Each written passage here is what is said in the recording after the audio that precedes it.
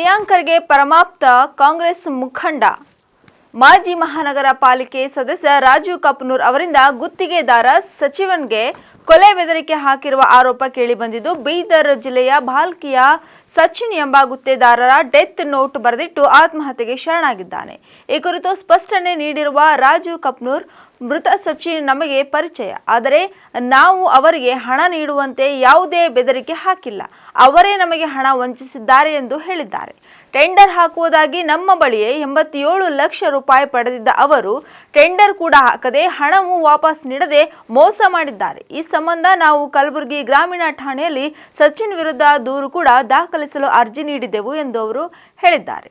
ನನ್ನ ವಿರುದ್ಧ ಮಾಡಿರುವ ಆರೋಪ ಸತ್ಯಕ್ಕೆ ದೂರವಾಗಿದೆ ಎಂದು ಕೂಡ ಹೇಳಿದ್ದಾರೆ. ಬೀದರ್ ಜಿಲ್ಲೆ ಕಟ್ಟಿತುಗೋ ಗ್ರಾಮದ ಸಚಿನ್ ಪಂಚಾಳ್ ಅಂತ ಹೇಳಿ ನನಗೆ ಪರಿಚಯ, 1 ವರ್ಷದಿಂದ ಪರಿಚಯ ಆಗಿದ್ದ ಹುಡುಗ. ಆ ಹುಡುಗ ಅನ್ಕ ನಂಬಲ್ಲಿ ಬಂದ, ನಂದು ಬಿ ಸಿವಿಲ್ ಇಂಜಿನಿಯರ್ ಮುಗಿದಣ, ನಮ್ಮ ಸಾಹೇಬ್ರೊಬ್ಬರ ಬಿ M.Tech ಮುಗಿದ, ನಂಬಲ್ಲಿ ಕ್ಲಾಸ್ 1 ಕಾಂಟ್ಯಾಕ್ಟರ್ ಇದ್ದೀವಿ ನಾವು. ಏನಾದ್ರೂ ನಿಮ್ಮ ಕೆಲಸ ಮಾಡ್ತೀರಿ ಅಂತಂದ್ರೆ ನಮ್ಮ ಲೈಸೆನ್ಸ್ ಮೇಲೆ ಮಾಡ್ರಿ ಅಂತೇಳಿ ನನ್ನ ಬಲ್ಲಿ ಬಂದ. ಸರಿಯಪ್ಪ, ನಮಗೂ ಲೈಸೆನ್ಸ್ ಇಲ್ಲ ಮತ್ತು ನಂಬಲ್ಲಿ ಯಾರು ಓಡಾಡಿ ಟೆಂಡರ್ ಅದು ಹಾಕೋರಿಲ್ಲ ಅಂತಂದ್ರೆ, ಇಲ್ಲ ನಾನು ಎಲ್ಲ ಮಾಡ್ತೀನಿ ಕೆಲಸ ಅಂತೇಳಿ ನಂಬಲ್ಲಿ ಬಂದಾಗ ಅನ್ಕರೆ ಮೊದಲನೇದನ್ಕರೆ ಏರ್ಪೋರ್ಟ್ ಟೆಂಡರ್ ಹಾಕಿದೆವು ನಾವು. ಆ ಏರ್ಪೋರ್ಟ್ ಟೆಂಡರ್ನು ನಮಗನ್ಕರೆ ಫೇಕ್ ಮಾಡಿ ಇದನ್ನು ಮಾಡಿ ತೊಗೊಂಡು ಟೆಂಡರ್ ಹಾಕಿದ. 4-5 ತಿಂಗಳ ಅನ್ಕರೆ ಅಲ್ಲಿ ದುಡ್ಡು ಅನ್ಕರೆ ಜಾಮ್ ಮಾಡಿಸಿದ್ವಿ. ಮಾಡಿ ಇಟ್ಟದ್ಮೇಲೆ ಆ ನಂತರ ಅನ್ಕರೆ ಮತ್ತೆ ಇದು KRD ಒಂದು ಟೆಂಡರ್ ಹಾಕಿದ್ವು. ಅದಕ್ಕೂ ದುಡ್ಡು ಅವನ ಅಕೌಂಟಿಗೆ ಹಾಕಿವಿ ನಾವು. ಸೀದಾ ಅವನ ಅಕೌಂಟಿಗೆ ದುಡ್ಡು ಹಾಕಿದ ನಾವು. ಟೋಟಲ್ ಅವನ ಅಕೌಂಟಿಗೆ 65 ಲಕ್ಷ ರೂಪಾಯಿ ದುಡ್ಡು ಹಾಕಿವಿ. ಕ್ಯಾಶ್ ಒಂದು 15 ಲಕ್ಷ ರೂಪಾಯಿ ಕ್ಯಾಶ್ ಕೊಟ್ಟಿವಿ. ಆ ನಂತರ ಏನದ ಟೆಂಡರ್ ಅನ್ಕರೆ ಇವತ್ತು ಆಗ್ತದೆ ನಾಳೆಗೆ ಆಗ್ತದೆ ಅಂತೇಳಿ ನಮಗೆ 6-7 ತಿಂಗಳು ಹಿಂಗೆ ಸತ್ತದ ನಂತರ ಅನ್ಕರೆ ನಾವು ಬೆಂಗಳೂರಿಗೆ ಹೋಗಿ ಇನ್ಕ್ವೈರಿ ಮಾಡಿದಾಗ ಟೋಟಲಿ ಟೆಂಡರ್ ಫೇಕ್ ಅದ ಅಂತ ಹೇಳಿ ನಮಗೆ ಗೊತ್ತಾದಾಗ, ಯಾಕೋ ಸಚಿನ್ ಹಿಂಗೆ ಮಾಡಿದ್ವಿ ಅಂತ ನಾವು ಕೇಳಿದಾಗ, ಇಲ್ಲಣ್ಣ ಅದು ಮಾಡೀನಿ, ನಮ್ಮ ಪಪ್ಪರ್ ಬಲ್ಲ ದುಡ್ಡು ತೊಗೊಂಡ್ಬರ್ತೀನಿ ಅಂತ ಹೇಳ್ದ.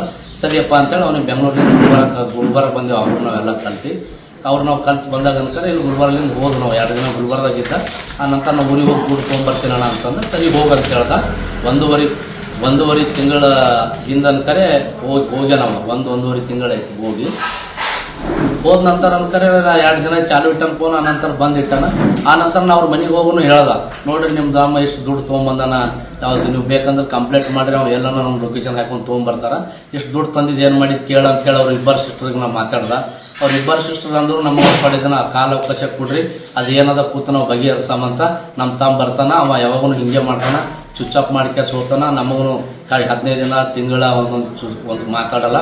ಅವ್ ನಮಗೆ ಕಾಂಟ್ಯಾಕ್ಟ್ ಆದ್ರೆ ನಿಮ್ಗೆ ಕಾಂಟ್ಯಾಕ್ಟ್ ಮಾಡ್ತೀವ್ರಿ ಅಣ್ಣ, ನಾವು ನಮ್ಮಲ್ಲಿ ಯಾರು ಗಣಸ್ ಮಕ್ಕಳಿಲ್ಲ ಓಡಾಡೋರು, ನಾವು ಪಡೆದ ನಿಂದ್ರನ ಸರಿ ಅಂತ ಅವ್ರಿಗೆ ಹೇಳಿಕೆ ನಾ ಬಂದೀನಿ. ನಿನ್ನ ಅನ್ಕರೆ ಅವ್ ಏನ್ ಮಾಡ್ತಾನಪ್ಪ ಅಂತಂದ್ರೆ, ನಿನ್ನ ಫೇಸ್ಬುಕ್ ಅದಾಗ ಅನ್ಕರೆ ಬಿಡ್ತಾನೆ, ನಮ್ಗೆ ಇವ್ರವ್ರಿಂದ ಟಾರ್ಚರ್ ಆಗ್ಯದ ಹಿಂಗಾಗ್ಯದ ಅಂತೇಳಿ. ಆ ಫೇಸ್ಬುಕ್ ನೋಡ್ಕೇಸ್ ನಾ ಗ್ರಾಮೀಣ ಪೊಲೀಸ್ ಸ್ಟೇಷನ್ ಕಂಪ್ಲೇಂಟ್ ಕೊಡ್ಲಕ್ ಹೋಗಿದ. ಗ್ರಾಮೀಣ ಪೊಲೀಸ್ ಸ್ಟೇಷನ್ ಒಂದು ಹಿಂಬರ ಬರಕ್ ಕೊಟ್ರ ನನಗ, ನೋಡಮ್ ನಾಳೆ ಒಂದಿನ ವೇಟ್ ಮಾಡ್ರಿ ಅವ್ನು ಸಿಕ್ಕನು ಅಂತಂದ್ರ, ಇಲ್ಲ ಅಂತಂದ್ರೆ ಮತ್ತೆ ನಾಳೆ FR ಮಾಡಮಂತ ಅವ್ರು ನಮಗೆ ಹೇಳಿದ್ರು. ಆ ನಂತರ ಹಿಂಬಾರತ್ಕೊಂಡು ನಾ ಹಿಂದಕ್ಕೆ ಬಂದೀನಿ. ಅವನಿಗೆ ಯಾವ ಟಾರ್ಚರ್ ಮಾಡಿಲ್ಲ, ನಾ ಏನು ಬಡ್ಡಿ ಯಾವಾಗ ಮಾಡಿಲ್ಲ. ಅವನಿಗೆ ಬಡ್ಡಿ ಹಂಗ ಅನ್ಕ ನಾ ಅವನಿಗೆ ದುಡ್ಡು ಕೊಟ್ಟಿಲ್ಲ. ನಾ ಅವನಿಗೆ ಅವ್ನ ಲೈಸೆನ್ಸ್ ಟೆಂಡರ್ ಅದಪ್ಪ ಅಂತಂದ್ರೆ ಅವನಿಗೆ ಅಕೌಂಟಿಗೆ ದುಡ್ಡು ಹಾಕಿವಿ ನಾವು. ಕೆಲಸ ನಾವು ಕೆಲಸ ಮಾಡ್ಬೇಕಂತೇಳಿ. ಅದಕ್ಕೆ ಇದಕ್ಕೆ ಬಿಟ್ಟರೆ ಬೇರೆ ಅನ್ಕರೆ ಇದಕ್ಕೆ ಬೇರೆ ಬಣ್ಣ ಹಚ್ಚಲತ್ತಾರ. ಇದಕ್ಕೆ ಯಾವುದು ಬಣ್ಣ ಹಚ್ಚೇನಿಲ್ಲ. ದಯಮಾಡಿ ಅನ್ಕರೆ ಸತ್ಯ ಏನದ ಆಗಲಿ, ನಾನಂತ ಮಾತು ಅನ್ಕರೆ ಹೇಳ್ತೀನಿ.